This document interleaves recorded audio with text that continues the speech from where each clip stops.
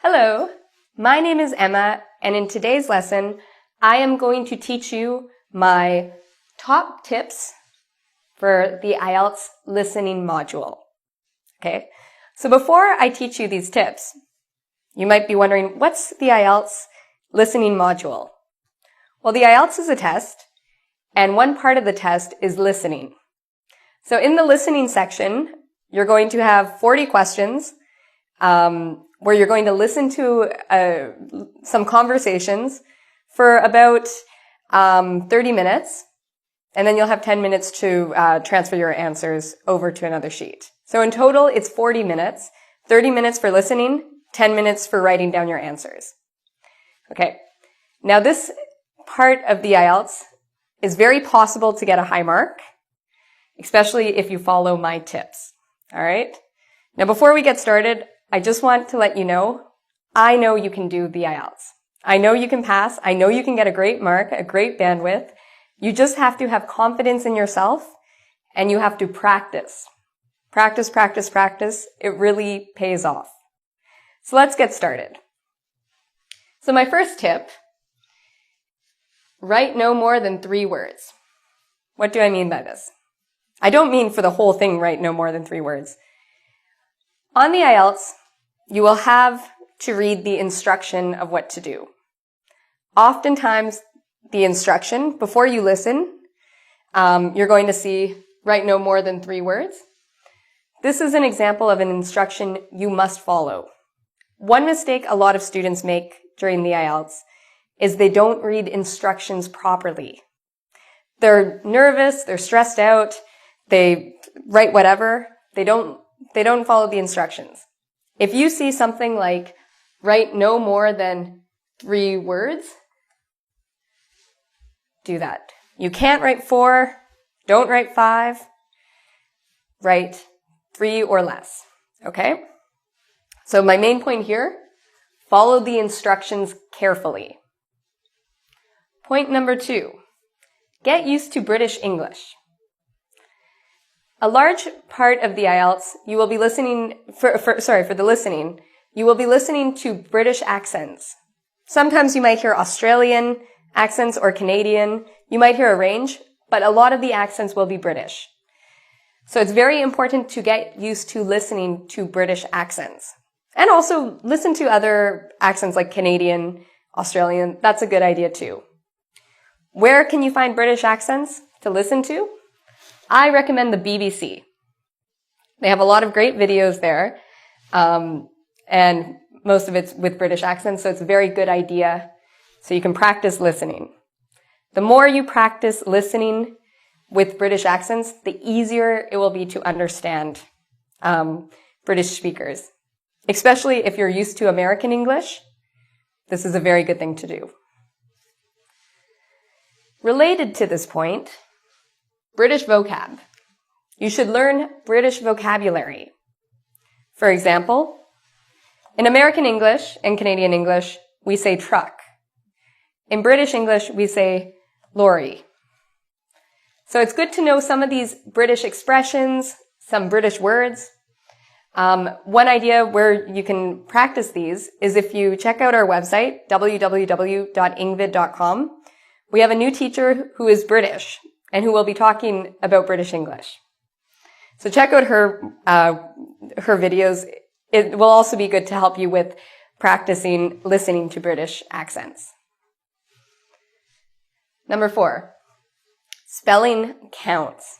Okay, very important.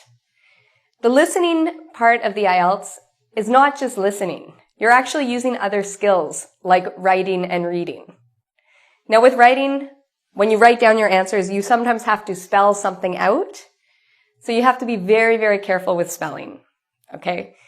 This is something you should really study and practice before you take the listening part of the IELTS.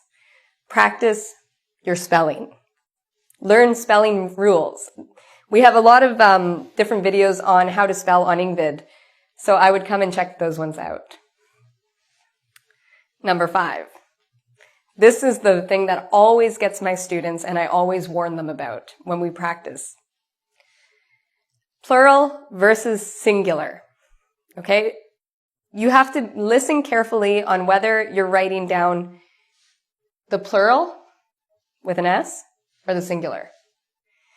If the question wants me to write down cat, someone's talking about their cat, and I write down cats, it's incorrect. I would get an X. Okay, so it's important to be careful, to really listen. Is it a singular thing? Is it a plural thing?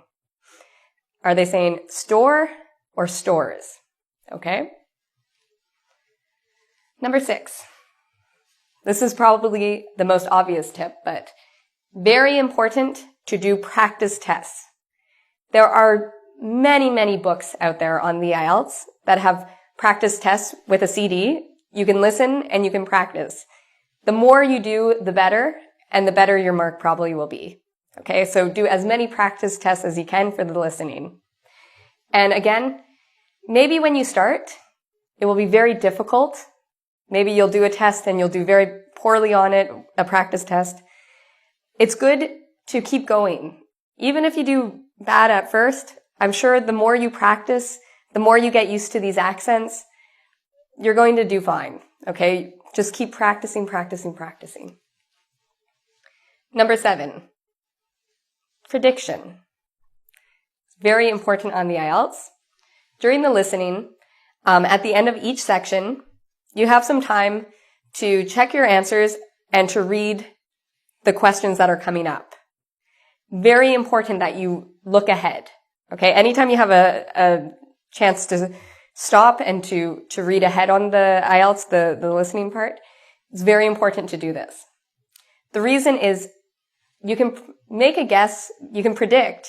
It's not exactly a guess, but you can predict what an answer is going to be, and your chance of getting that answer right is going to go up. So for example, maybe this is one of the questions. The woman will travel on... Okay, so I'm going to have to listen to the CD. Now what I can do is in pencil, I can just write in what I think it's going to be. Well, I see the word travel on. So maybe she's traveling on a bus. Or maybe a plane. Okay, think of some things she might be traveling on. And then you can just write quickly what your prediction is. And then when they actually play the tape, listen, see if your prediction was correct. If it's not, you can just write in the correct answer. But you'll have a good chance of getting the answer right. The listening goes very quickly.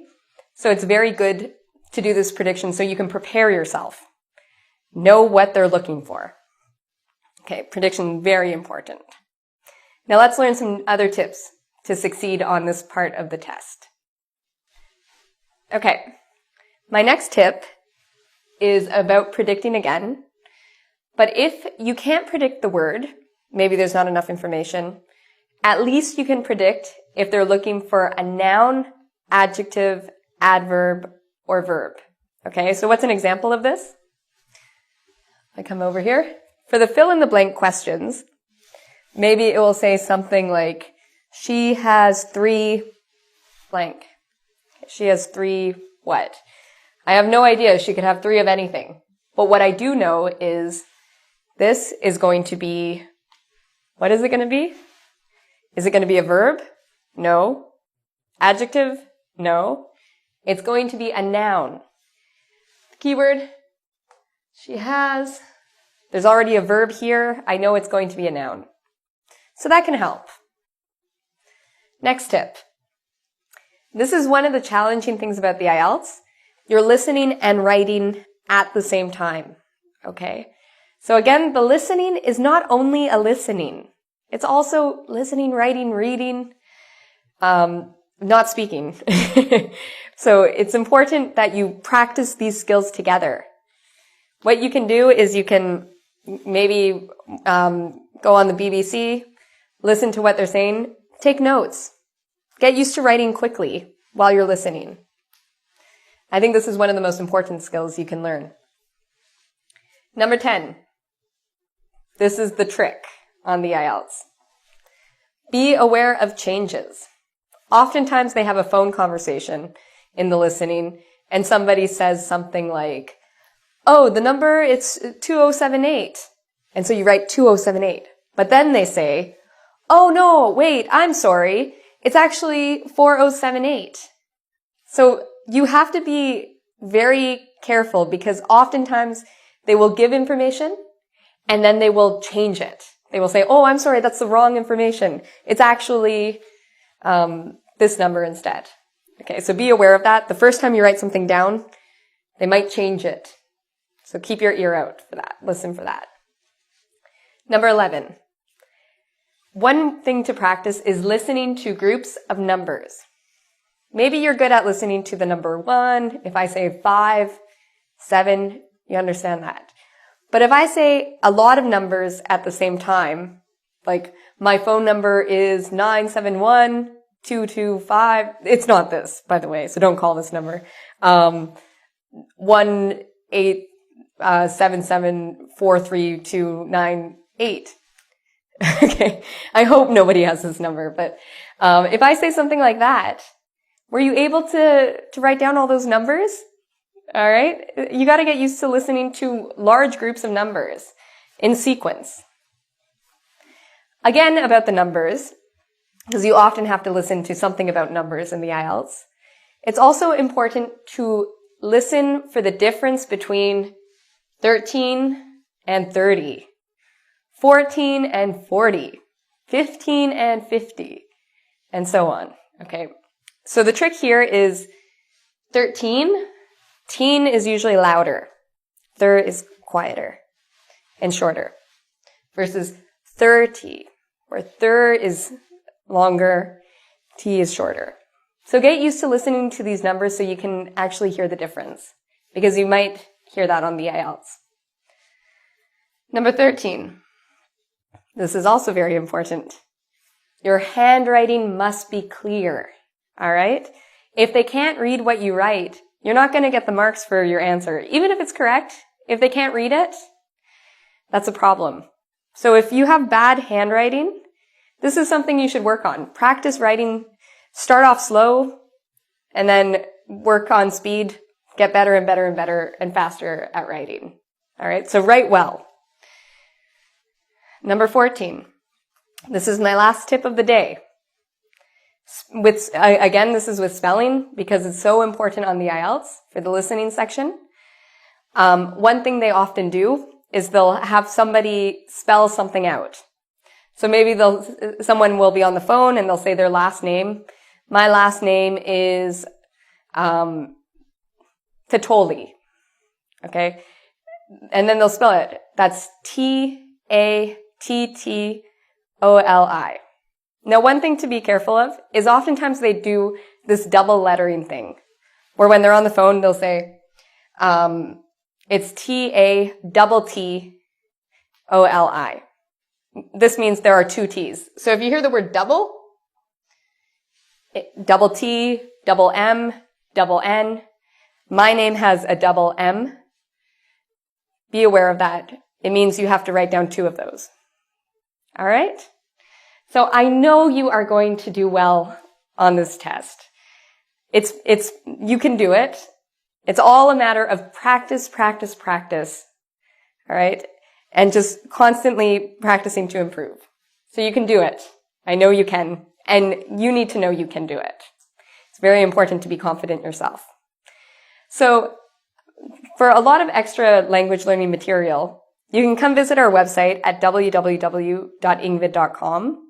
Also, there's another great website, www.goodluckielts.com. On our website, I will have a quiz to test you on some of these tips to see if you remember them. So until next time, take care.